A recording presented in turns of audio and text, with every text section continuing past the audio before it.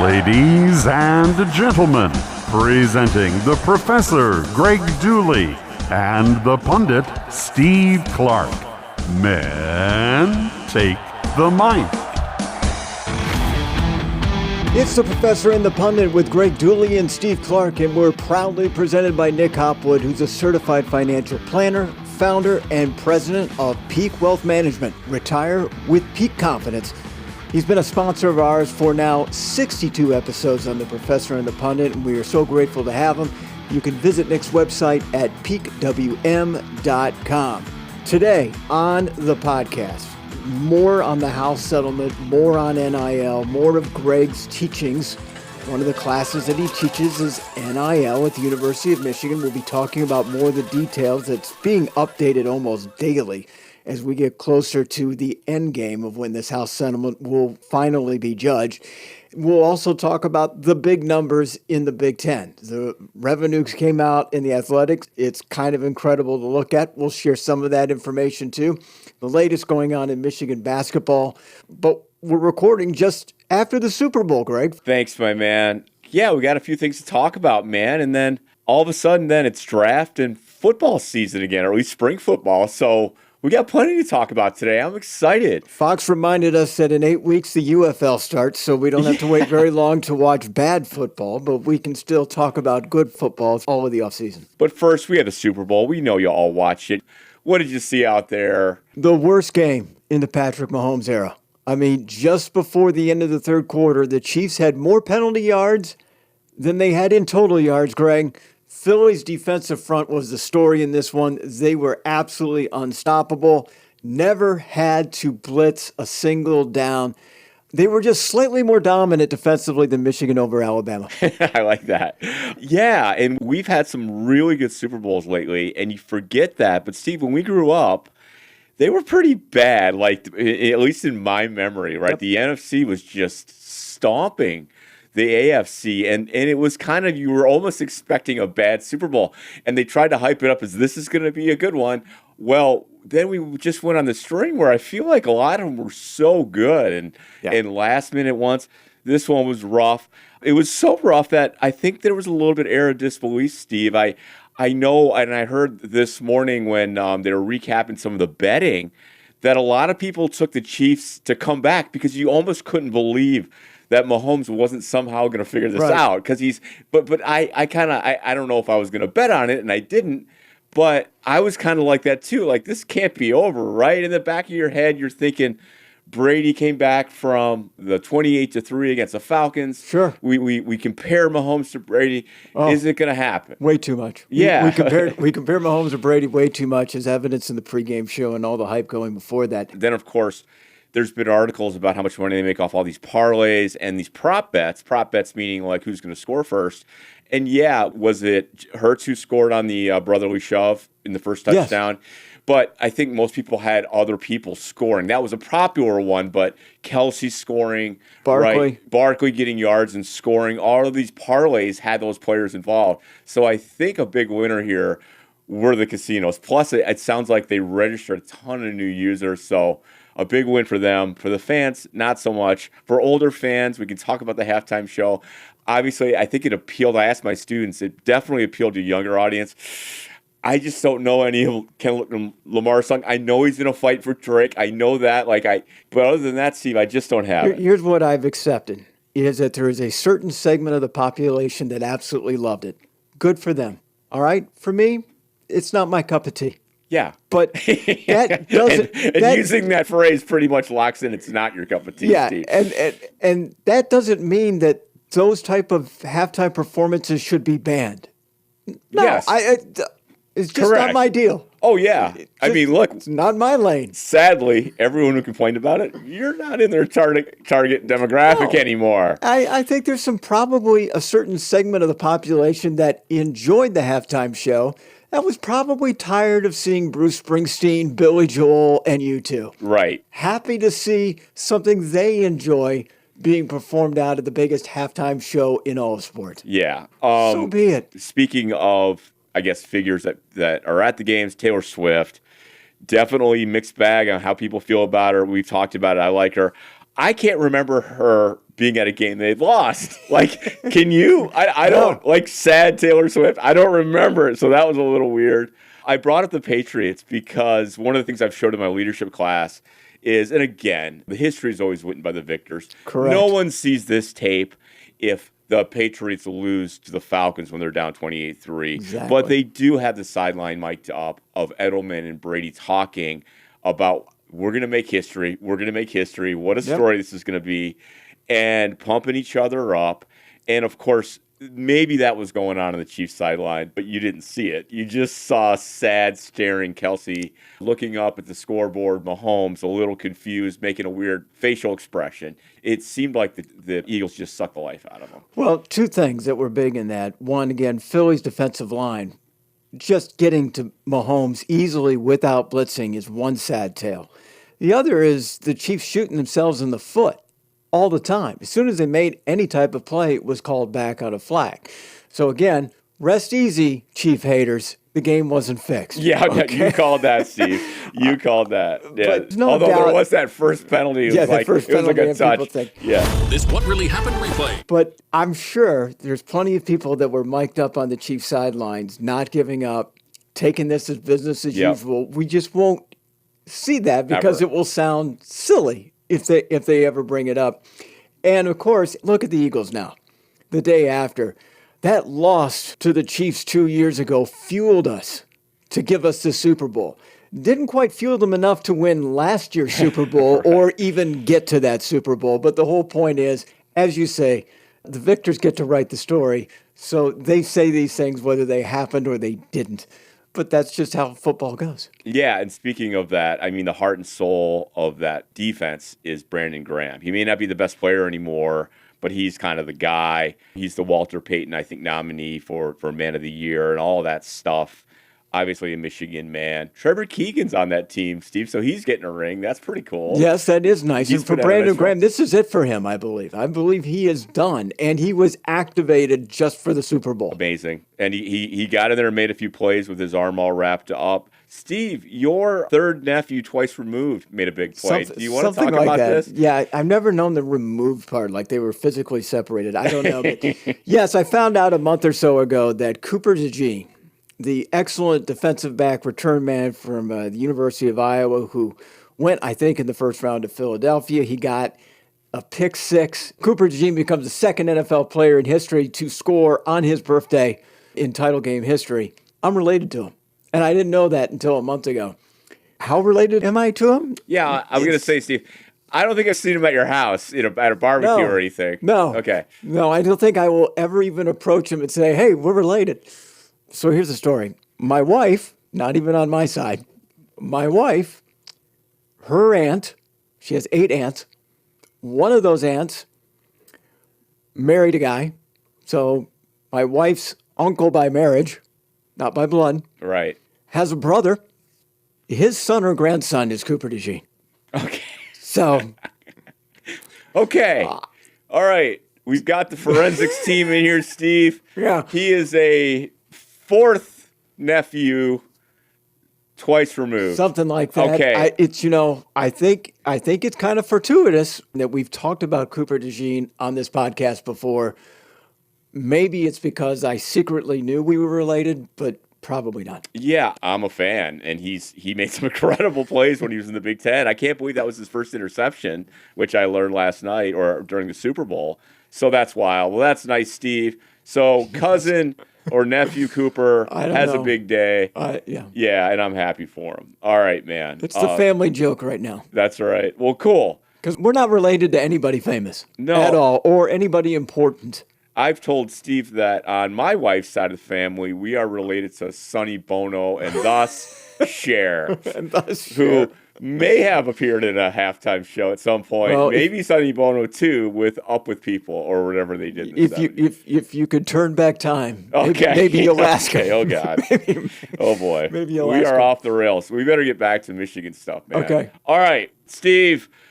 Michigan basketball. Last time we were in the booth, I told you beforehand, boy, this has been a bad stretch for Michigan sports. What a difference a week makes. Several sports had some big W's, starting with the men on the hardwood. What happened Steve. 2 more victories for Michigan. We thought this was going to be the toughest part, this stretch. The second half of the Big Ten season coming up was going to be really tough. Well, they got 2 right off the bat, beating Oregon at home and then winning on the road at Indiana. Now, 6 of their last 7 games for the Wolverines have been decided by 4 points or less. They've won their last 4 games by 4 points or less. The Big Ten Network says that's the first time that any Big Ten team has done that in 30 years. University of Michigan basketball put out a post, says that's never been done in their Michigan basketball history. Michigan has gone from losing most of their games in the final 2 minutes to winning their games in the final 2 minutes. So hard to complain with Michigan continuing to play as well as they are, tied for second in the Big Ten standings along with Michigan State, and just 1 game away from Purdue, which Michigan plays Tuesday night. Amazing. At Chrysler. And it's exciting again. I noticed the big guys got involved, but Danny Wolf has really been a presence out there. He has returned from whatever thing that was going on where he was struggling to score, struggling to rebound, struggling to pass, whatever. But Danny Wolf, 20 points, 9 boards, 5 assists. He led the team in all 3 of those categories at IU. And, of course, the other interesting part of the story is about Dusty May returning to Bloomington with all the history that he has there, growing up there, getting his start there, and Mike Woodson stepping down, announcing that he's stepping down at the end of the season. Obviously, the first questions that were coming up to divert focus from the game was whether IU might make a full court press to go after Dusty as their next head coach. Yeah, and I got to say, it's definitely a higher profile job. I'm sorry, Michigan, but the IU basketball job just is. It's odd timing for so many reasons, though. It's odd timing for us at Michigan because it's not like we're emotionally invested with Dusty May. Yeah, I mean, we barely know the guy, right? So that's a little weird. He just signed a contract, so that maybe makes it a little weird for Indiana. All the financial considerations that we're talking about with House, and we'll talk about later, that's in play here because is Indiana going to sign a huge contract for somebody? It's a little weird. We'll see what happens. If it's his dream job, we could lose him if this is really what he circled. Michigan financially probably has the ability to keep him here, Steve. So we'll see about that. And he has said all the right things when being asked about it on Saturday. Doesn't want to derail where this team is heading in the middle of the season. But all bets are off, I think, at the end of the season when the search for Indiana gets a little bit more serious. Yeah, now if we can keep in the game at Purdue, we had a rough trip there. How did that go? And Mackey lost big a few weeks ago. Yeah, so that we can was rebound from that. The 91-64 loss to Purdue is kind of similar to the Kansas City Chiefs losing 40-22. It wasn't that close. A Chiefs-like humbling. Like Purdue was up by 25 minutes into the game. I mean, it was lights out. It came on the heels of Purdue losing at home for the first time in a few years to a sub-500 conference Ohio State team. No, Purdue took it to Michigan, and that's part of the identity of winning at the home court and doing it under any means possible, and they certainly did that against the Wolverines.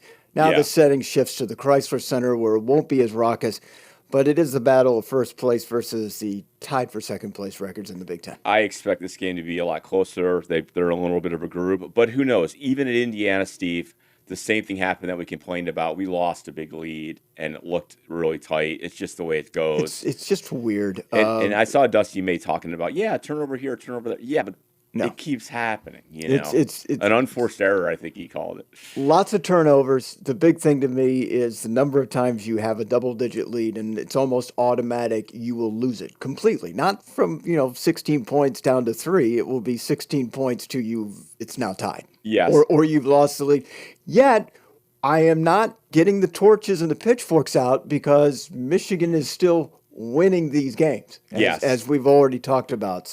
And I saw somebody already consider them a lock for the NCAA tournament with now 18 wins at the time we record this. I think that's right. They're looking really good. But they got to win a couple of these. It just means that in the tournament, I think they can beat anybody. They can lose anybody. Just if it's all going to come down to the final 2 minutes, which is what's happened in the last 4 games. I felt that was the case with those early Beeline teams. If we shot well, we could almost beat anybody. We were tougher out at the end of the Beeline era. But I love that you brought up the stat. Aren't stats funny? Michigan's won their last 4 games by 4 points or fewer. Yes, but 2 of those, including Indiana, involved nonsensical game is over. Some teams just flip the ball to the ref. Guys on the other team throwing up the ball, 6 points down, and the ball going up. Of course, it was a 3-pointer at 3-point line at Rutgers. This was a 3-quarter shot at Indiana that just went right in the bottom. And we talked about betting. A lot of people betting. The line that was posted was -3.5. It wiped that out. Some people were throwing chairs like Bobby Knight, I think, Steve, in the living room after that one. So the second straight Saturday, a meaningless 3-point shot changed by Michigan's opponent. I mean, no one's guarding them. Yeah. Because time is Game's expiring. over. Yeah. Goes in and changes the money hands on 2 consecutive Saturdays. Remarkable. Again, it's all fun to talk about. Michigan was on the winning side of both of those games.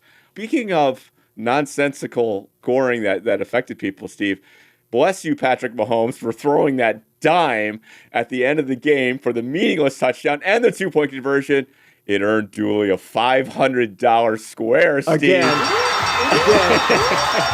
So I would like to remind you, this is the dichotomy of the two of us. Uh-oh. It appears to me I think I hit a sore spot here. that Greg wins these type of things. Greg is living right.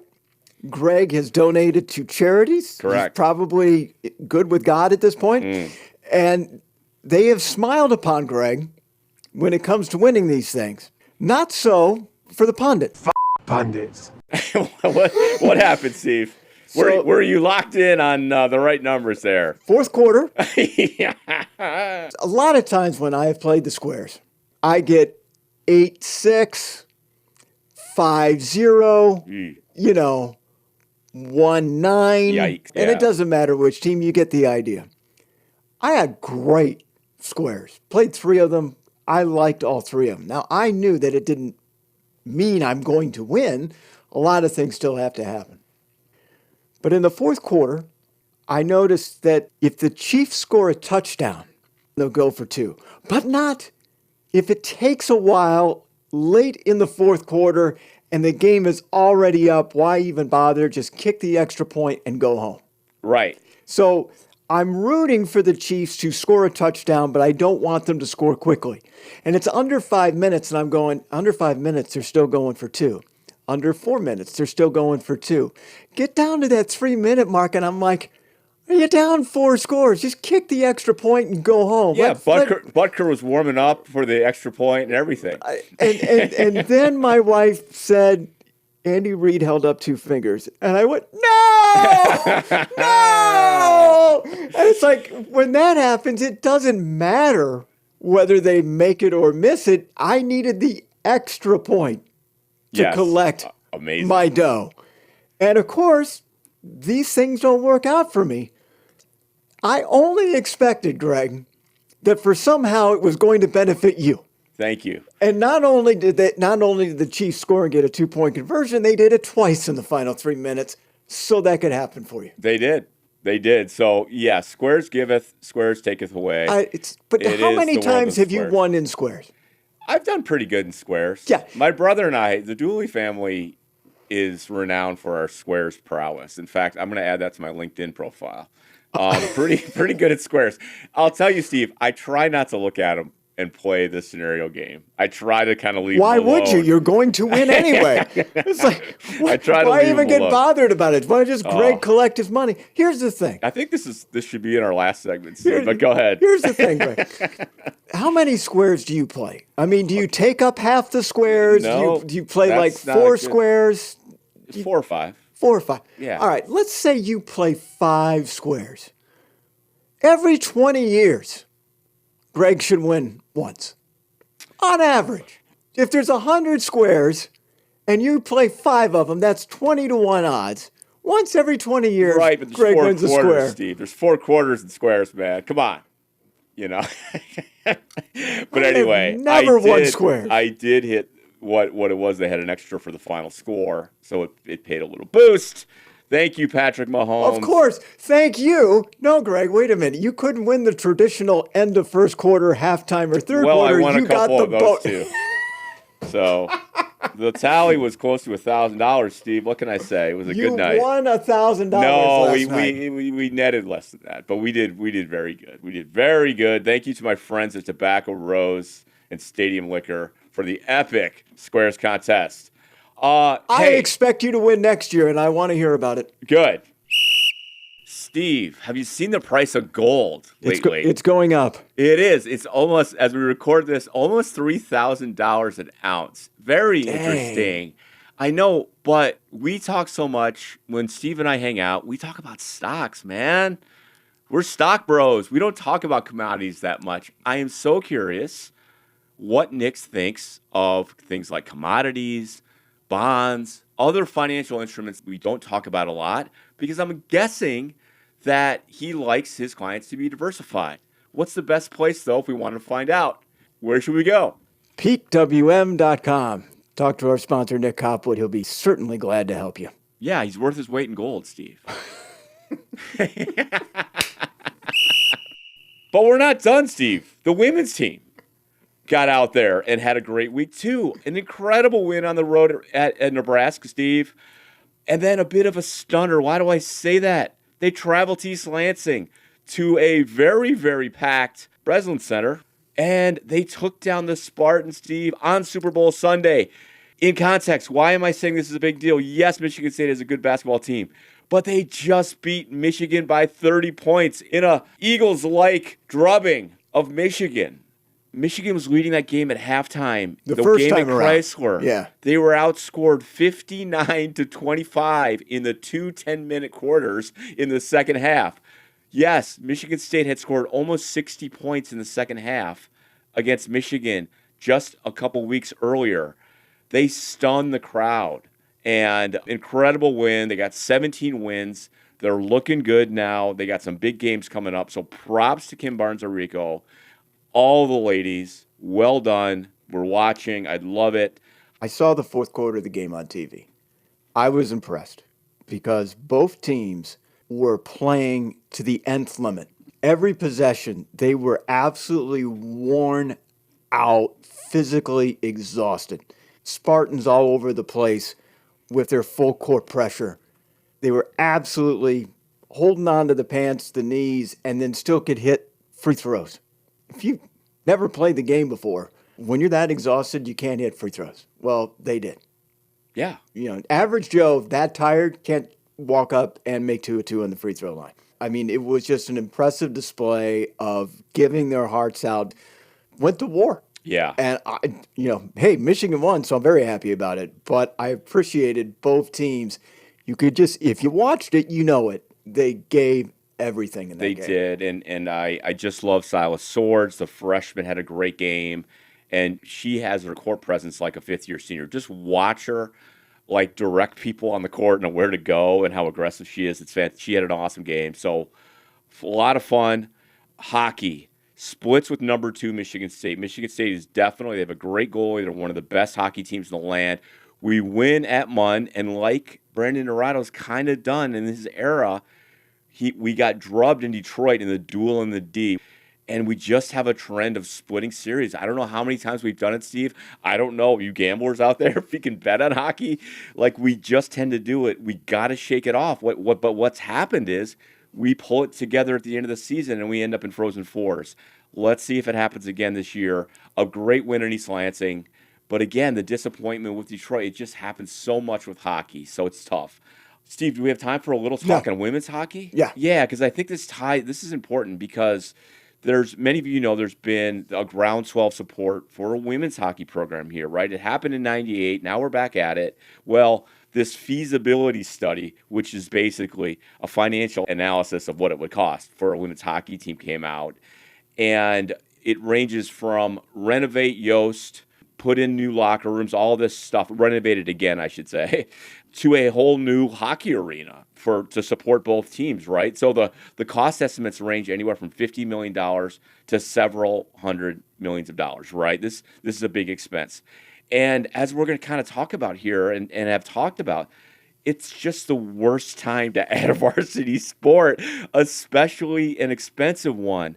But what they have in a supporter is somebody named Denise Illich. And many of you on this podcast probably know, listeners know, that the Illich family owns, multiple Detroit franchises, the Little Caesars money, charitable. They've got a lot of money. And Denise Illich is one of the regents at the University of Michigan, and she's supporting this. So one of the things they said was, well, hey, it becomes more feasible if we get some private money to help fund this. So you wonder if that's in play. Steve, my take, because one of the options is, and I know that some people in the hockey world want us to move out of Yost. You can't move out of Yost. You just can't do it. The place is too iconic. This is my opinion, but I know a lot of people share this. They need to take over, if you know the footprint of the campus, they need to build out Yost into that the parking lot that's in front of Schembeckler Hall where the players park and some of the coaches. You got to take that and you got to build out and put the facilities in there. You got to put all the locker rooms, home and visitor for the men's and women's team. They got to share the ice, okay? And then there's a field right next to it. They need a parking structure. There's room that all the athletes, staff, and everybody can use on multiple teams, a little 3-story unit.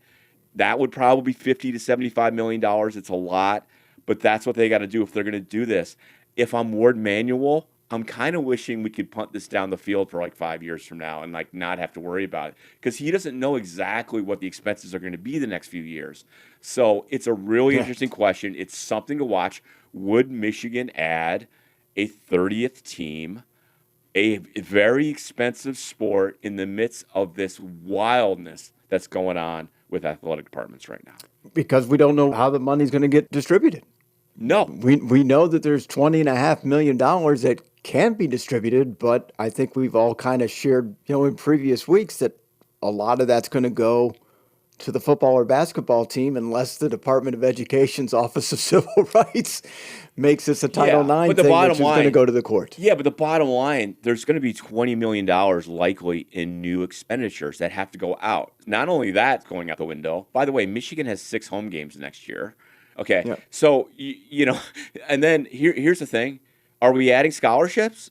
Okay, for the football team? So you got to add 40 then, because if you add 20 scholarships for the football team next year, you got to add 20 more or 21 for women's sports. That's another expenditure on top of all this. So when are we going to do this? How are we going to do this? I'm telling you, I think the people who are concerned about the financial stability of the athletic department are really wishing this wasn't a topic right now. Maybe there's a white knight out there with a big check who's going to say, I got you, or they're going to go a different route with a capital, a loan or a capital raise to fund this. We will see. But with all these questions out there, it's really tough for them to make a decision right now, in my opinion. So we know that the roster limit for football can go up to 105. The scholarships. Yes. Yes, the roster limit is going down to 105, but the scholarship limit is going up. Thank you for that correction. No problem. The SEC has pre-announced that they are not adding scholarships to football, which is shocking. Well, that is shocking. Remember, I think the reason they're doing that is because they don't want to add 40 because they would have to add them to women's sports. So they looked at the numbers and they just said, we'll figure it out another way. I'm just adding to your point of giving you credibility that the SEC of all conferences is not adding scholarships, probably for the reasons that you just suggested. 100%. That's why, right? It's the money. So, wow. So we will see. Yeah, Greg, The Athletic just revealed the Big Ten revenue report for fiscal 23 and 24. The numbers are shattering. I want to give Scott Dockerman the credit for writing this out. He did a lot better investigation of the SEC's writer trying to get some of the same information. Scott did a whole lot more. It's something you subscribe to. I'm just going to give you some of the broader strokes of the whole thing, so I'm not like stealing his article and just putting it out there in the airwaves. But the financial reports came out, and the Big Ten revenue through the Freedom of Information Act, they got to see the fiscal 24, which is basically June 30th, 2023 to June 30th, 2024. The Big Ten revenue exceeded the back pay of the entire House settlement for the year, $2.84 billion. And that does not include Northwestern and USC, who don't have to disclose anything because they're private universities.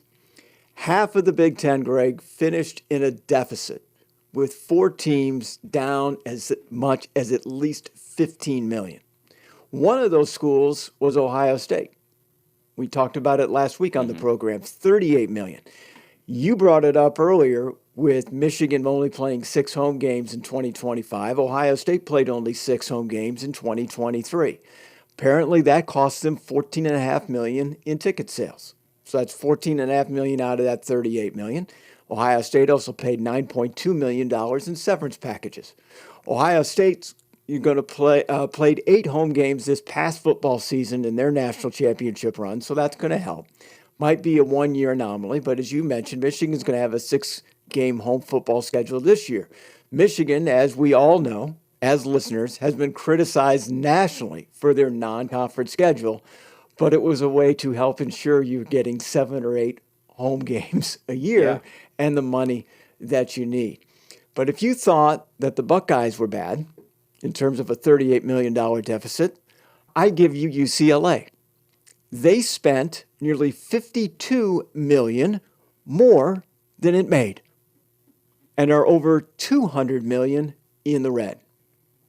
Part of the package deal of USC and UCLA joining the Big Ten was in fact kind of accepted by UCLA as a way to help bail us out.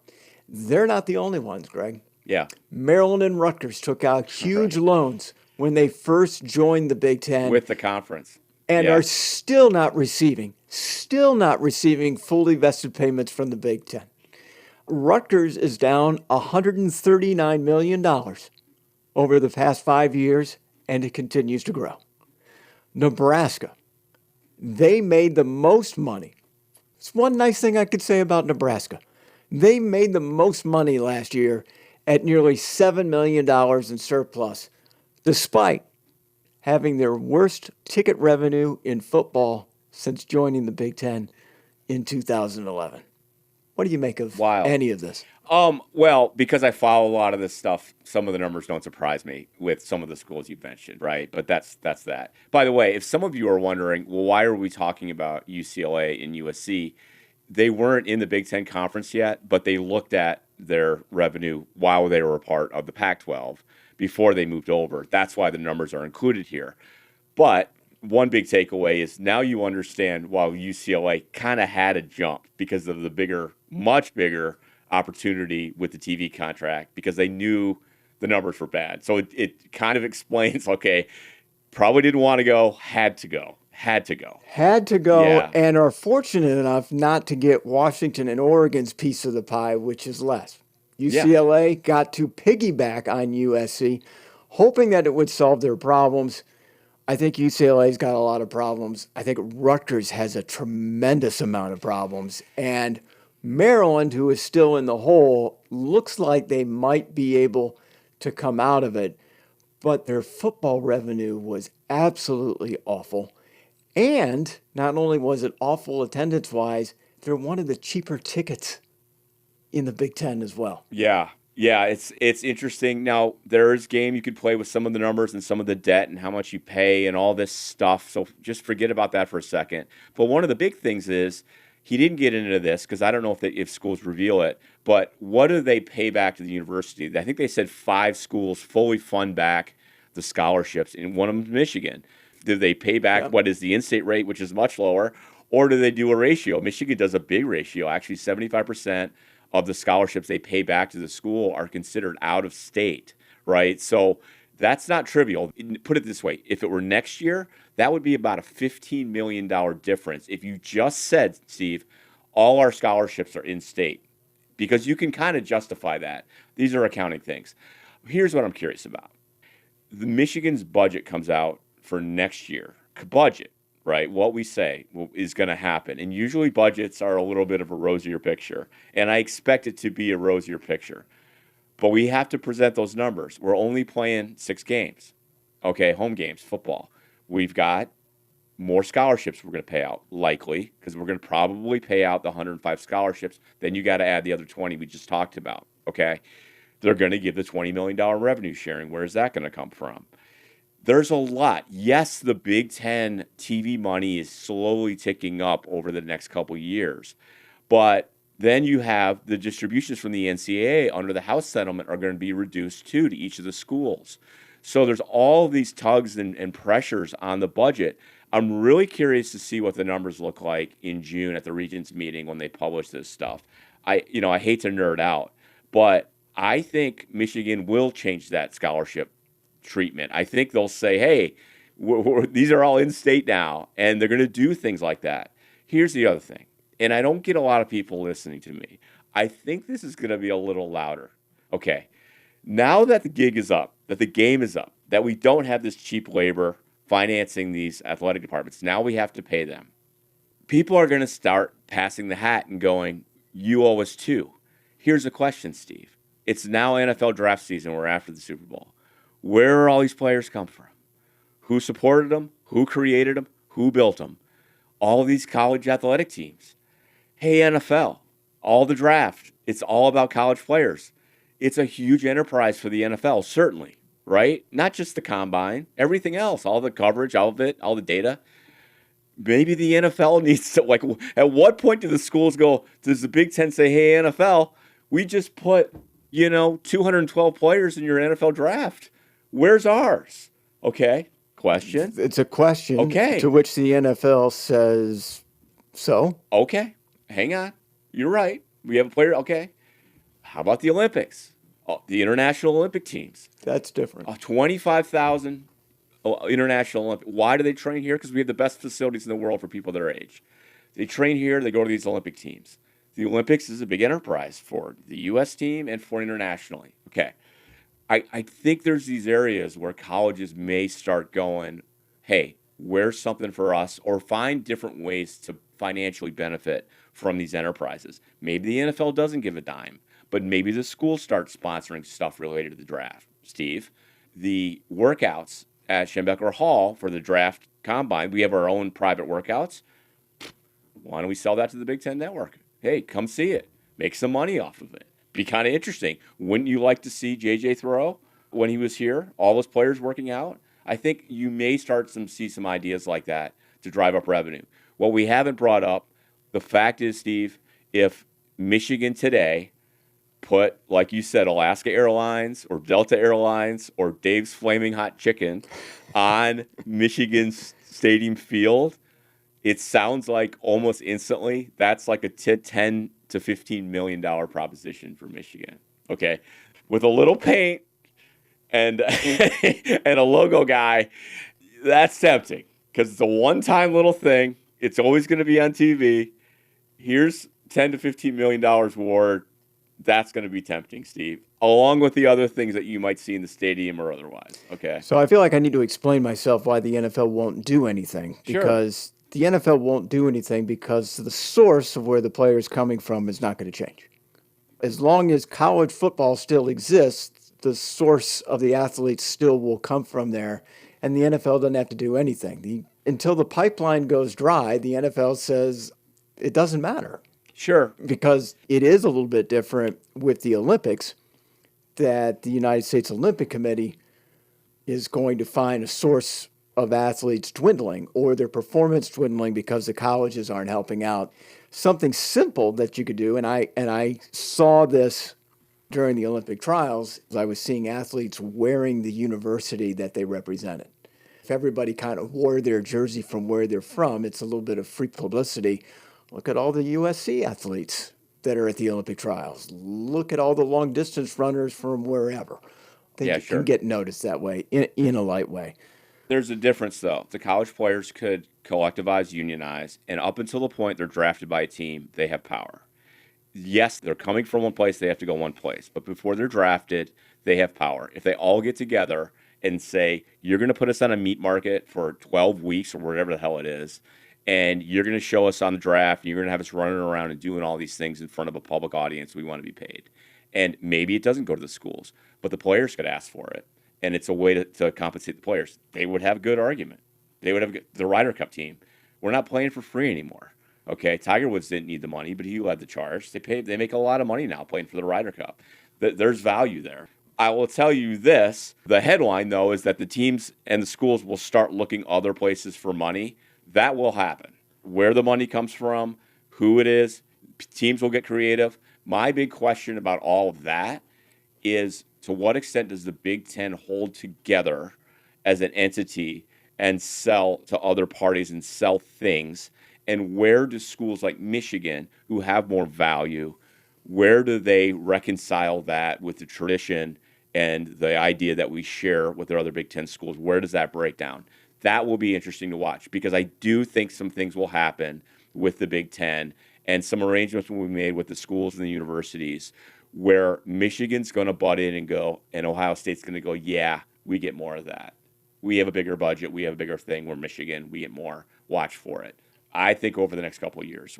One more thing I want to get to in terms of news about NIL. Apparently, kind of a new enforcement arm was somewhat created. Representatives of the Power Four conferences came together with a subcommittee. One's led by Ohio State's athletic director, Ross Bjork. But the whole point is they're going to start creating their own enforcement entity that will eventually replace NCAA enforcement for a couple of reasons. One, they needed to oversee that teams aren't overspending their cap, assuming there is going to be a cap on July 1st. On revenue sharing. On revenue sharing. And part of the House settlement was trying to come up with this idea that NIL collectives offering stuff was true NIL and not something fake. And we kind of scoffed at the idea that somebody's going to look at every single NIL deal to determine whether it's contrived or not. I said, we both kind of looked at each other and says that how is this going to happen? And not only somebody, it was supposed to be, in the way it's designed, is the NCAA, which in and of itself, let's laugh, but not exactly the most efficient group of investigators and everything else to every transaction over $600. That's what they were going to do. And by the way, if you're wondering, no, you can't have 7 $100 transactions. Like, no. They put a provision in for that, right? You can't have that's $700. That's not seven, So how are they going to do that? And again, is this just a collective, shuffling money, which collectives basically are doing to players, or is this an authentic deal with actual market value? And if it's not, we're going to shut it down. How? Who's going to do this? How are they going to do this? How can they legally do this? That's part of the settlement, and to me is the biggest question mark. Maybe this idea is the answer. It's got to be better than the NCAA is just going to figure it out, though. They just need a lot more people. Having 7 people of our closest friends, Greg, me, Nick, a few others, trying to figure out all the NIL deals and whether they're legit or not. I don't know. I mean, Doge is eliminating a lot of federal jobs. Maybe be looking for something new in the new NCAA enforcement. Yeah, I don't know. I find it ridiculous, but I'm also fascinated by the daily news that's coming out as we are rapidly approaching the end of April when this House settlement is finally supposed to have an answer, and then everything starts taking place on July 1st. All right, let's wrap up the program. Nobody cares. Everybody knows nobody cares. No one cares. Nobody cares! I care. All right. I've got a few things on my mind. I feel like mind. part of this show was things we only care about, but let's keep going. That may be true. But I got a few things that I'll be short. Do people ask you, who are you rooting for in the Super Bowl? Who are you rooting for? That's the most common question I get. Do you have an interest? And I do have an interest. And I was rooting for Philly. And the reason why I'm for Philly is not because I hate the Chiefs, Andy Reid, or Patrick Mahomes, but it does have to do with Patrick. Any talk or conversation about somebody being compared to Tom Brady needs to end.